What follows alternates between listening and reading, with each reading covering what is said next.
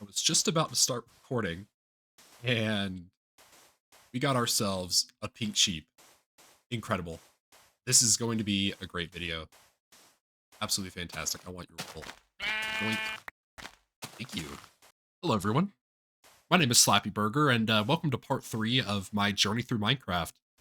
Um, so I just uploaded my second video, and while I was uploading it, I went back to check on the first video, and I had seen that um, I already gained like 10 subscribers, and I already had like a bunch of people leaving comments saying like you need to upload more. Everything sounds good. Um, 15 likes on the video. I know that's not like a lot, but to me that like means the world to me, honestly. And I'm just gonna kind of keep doing what I'm doing. I'm gonna respond to each of those comments individually after I finish recording this one, but I just wanted to say I really appreciate the little support that I'm getting. It means the world to me. I was kind of doing this just because like, whatever. But it's kind of cool that there's actually people that do want to watch this. Um but yeah, so anyways, kind of getting into the video that I have planned here for today. I went back to beta 1.6 test build 3 and I booted up a new world just to show off the chests that come with this version. So, in case people are curious, this version, you can't normally play it using the normal Java launcher. Let me go ahead and make sure I'm on peaceful so it doesn't, nighttime doesn't kill me. But this version, you can't normally get it through the Java launcher. Um, what I use personally is another launcher called Betacraft, which has every single version of Minecraft that's ever been released onto it. I mean, literally every single version. I think there's still a couple missing versions, but you can play all sorts of crazy versions. You can play all the snapshots on here. You can play all the betas that the Java launcher doesn't include. Um, I know there's ways of installing versions to the Java launcher if you wanted to, but I prefer to just use Betacraft just because it is a lot easier to use. It's a lot less hassle. It's everything's right there. You just log into it and boom, you have all the versions. So, anyways, this video we're going to talk about what was in those chests that we spawned with on the first episode. And these chests, like I said in the first video, this is a debug version. So these chests actually have, wow, that's loud. Calm down.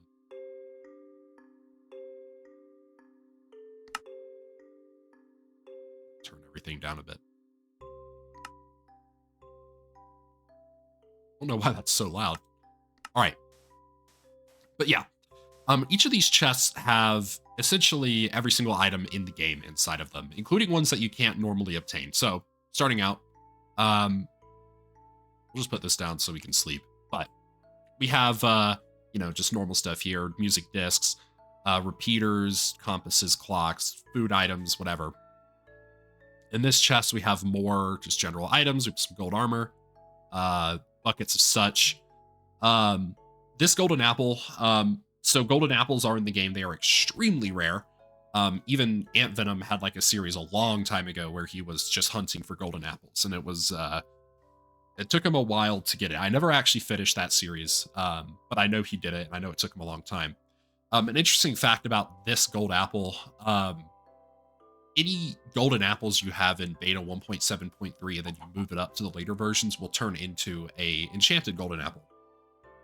So it's kind of a cool thing there. More items here. So chain armor in this game, or at least in these versions, is unobtainable. Obviously, nowadays mobs can spawn with these and you can get these pretty easily. But back then there was no way of obtaining this armor without spawning it in or cheating or something. So yeah, we have the chain armor here. Next chest, we just have all of our tools. We have mushroom stew. I believe I said in the last video, I think I said that there was only bread and pork was the only food items, and then the golden apple too. I guess I kind of forgot about mushroom stew. I'm not sure. In this version, it might actually be pretty good to make, considering you can't stack food anyway. So it could be a pretty good food version in this version. So now we're starting to get into the interesting items. We have normal apples, which again, I don't think there's any way of obtaining these normally right now. They don't drop from trees, but um, we have locked chests, we have stacked cake, we have the actual block of sugarcane, not the item, the actual block. Ice blocks, snow layer blocks, unlit redstone torches. Um, Now these, if I remember correctly, are repeaters. Yep, these are repeaters. Now I believe, if we see that real quick there, this one has a charge when we place it, and it goes away after a bit, but this one is like a lit redstone repeater. And if we break them, it gives us normal repeaters again. So kind of a weird thing there. Let's see, just what's it? This one. We have portal blocks. I don't know. So it will work like a normal portal. And it will actually generate an entire nether portal. So, welcome to the old nether. So yeah, portal blocks. Definitely can't get those normally. They are very buggy. If you place any blocks next to them, it breaks. So, the game knows that it's not supposed to be there, but it doesn't change it until it's an update. Now this cake is stacked. If we go back to the first chest, you can see we have the actual cake item. If we place them down, they're the same block, but this is just a stack of cake. Let's see what else we got here. So we have the snow layers. Can't get those normally. Unlit redstone torch. Now, if we update these, it will turn on. But we can have unlit redstone torches around.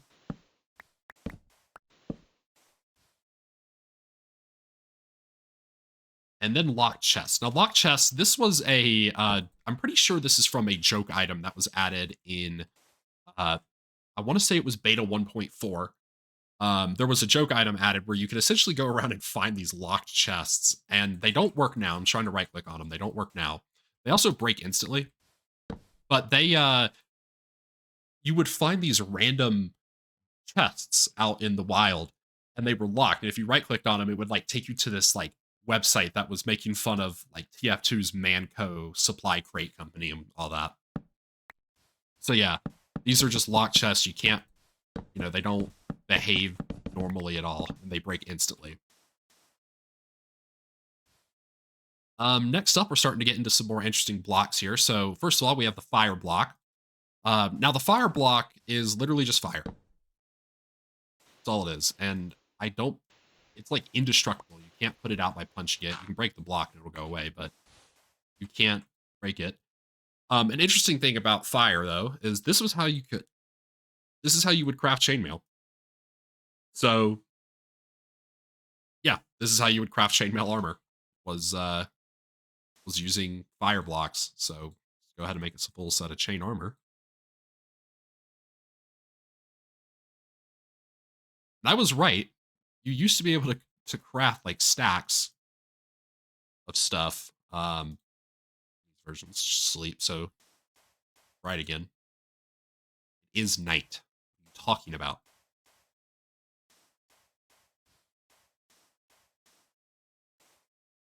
Okay. It's not gonna let me sleep, because why would it?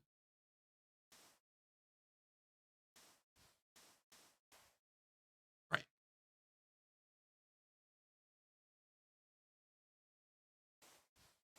So back to it. We have monster spawners. Now, monster spawners in this version, if you place them down, I think they still default to this. But if you place them down, it should be a pig spawner. And pigs can only spawn on grass when it's lit. So it essentially works as like a reverse monster spawner. In certain versions of the game, you actually can obtain these in other ways. When monster spawners were like first added, you could actually mine them with pickaxes and pick them up. They would still become pig spawners, but you could get pig spawners. And then on top of that, you can actually, in one of the beta 1.9 pre-releases, you can obtain monster spawners if you have silk touch. redstone dust. This is just normal redstone dust, but it's like, it's not red. Uh, this is diamond ore. I can't get this yet because it is, silk touch doesn't exist. We have half doors. Now these furnaces are interesting. So these furnaces are, one of them is lit and one of them is unlit. So this one's unlit, this one's lit. And if we keep this here, this furnace will never go out. Um, I would try to explain the code behind it, but I'm not smart enough to do that. Uh, there's like a, there was an event in 1.13 known as the flattening. So when that version came out, and it removes a lot of these like additional blocks that like the lit furnace, I'm pretty sure gets removed. Some other items we'll talk about get removed. I'm pretty sure tilled dirt gets removed. Not like removed, but like you can't like just get it without other methods. It's I don't know. I'm not good on the coding aspect of it. But yeah, this is tilled dirt, so this is the dirt that's already been tilled. If we put these are the actual seeds for the thing. So this is the actual farmland. Or the crops, I guess. So these here are signs. Now these signs are weird. So it's like the actual, like this sign's just a normal sign with no text on it, but this one is the one that's like it goes on a wall. And for whatever reason, if you put anything next to them, they just break and like they shouldn't be there, but they drop as normal signs.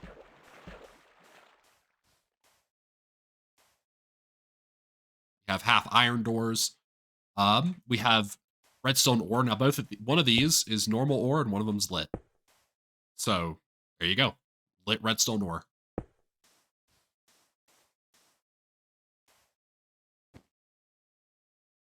All right. Getting some more things here. We have leaves. You can't normally get these yet. Now, in beta 1.7.3, you can get these because shears exist, but in 1.6, you cannot. So you have leaves. You have sponges. Now, these don't actually work, but you can't get these normally yet. So, I mean, they don't do anything. And they still drop like normal. So, really, it's just really just a decoration block at this point if you use this version. We have dead bushes. We have those are shrubs, and then we have cobwebs. So cobwebs first. Cobwebs behave like normal. However, you can't get these yet, and they break into cobwebs when you break them. So that's kind of interesting. We have the dead bush. This was in the game. Now this is the shrub, and the shrub is a dead bush that only places on grass, and it's like off center, and it's shorter sometimes it's taller. It's all sorts of funky. But they drop seeds if we can get one to do it. Yeah, they drop seeds. Just really weird blocks. Now these I know for sure were removed during the flattening. The shrubs were at least. The last kind of weird thing here we have, or a couple last weird things, we have half beds. And I don't believe you can use these. I guess maybe you can. But you have half beds, and if you place anything next to them, they break into a full bed. This is a double slab. You can't get these normally. So if I put, you know, these two slabs together, it's the same block, but this is already stacked together. And I believe, yep, they drop the slabs when you break them. So, very odd thing there. I gotta be careful not to make sure I don't put a try to shift click an item into a full chest, because that will break the game. It'll literally crash the game. So next here we have more locked chests, it looks like. We have grass. You can't get grass yet because silk touch doesn't exist, but it's just grass. We have bedrock. Obviously, can't get this. We have coal ore. Again, silk touch doesn't exist. These are more of those repeaters. Now, these blocks, these are interesting. So this is lava and water. If we actually go back into the nether, we can actually use these blocks of water to place water in the nether. But one of these blocks is flowing water, and the other is not. So I believe if we update this block, it should flow. Yep. But normally, this wouldn't do anything. As long as we don't update the block, it doesn't do anything. And the same thing goes for this lava. So some of this lava flows, and this one doesn't. So kind of a cool thing there. And like I said, if you go to the nether, you can actually use these blocks to place water, I believe. We might have to test that. Um, More portal blocks. We'll just go ahead and put one down over here since we're going to go back anyway.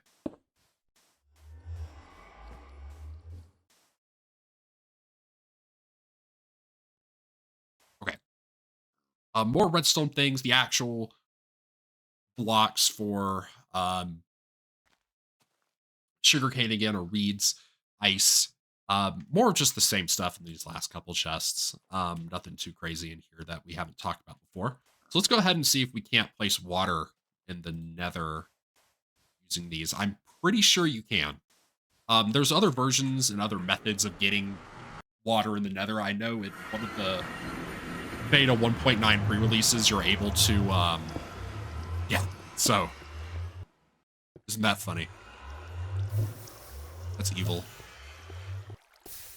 But in some of the beta 1.9 pre-release versions, when Silk Touch was first added, you can get ice, break it, and it will turn into water in the nether.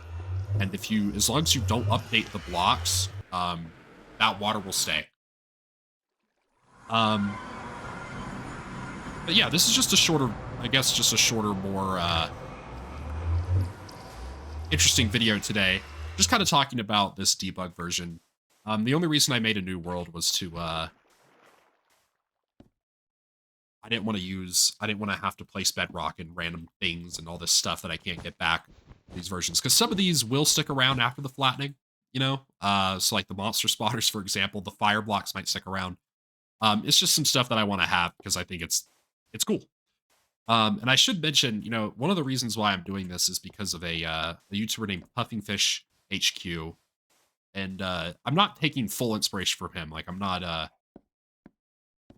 trying to do his you know, every single unobtainable feature in every single version, but because I want to play this game like it's like I want to experience every version for sure.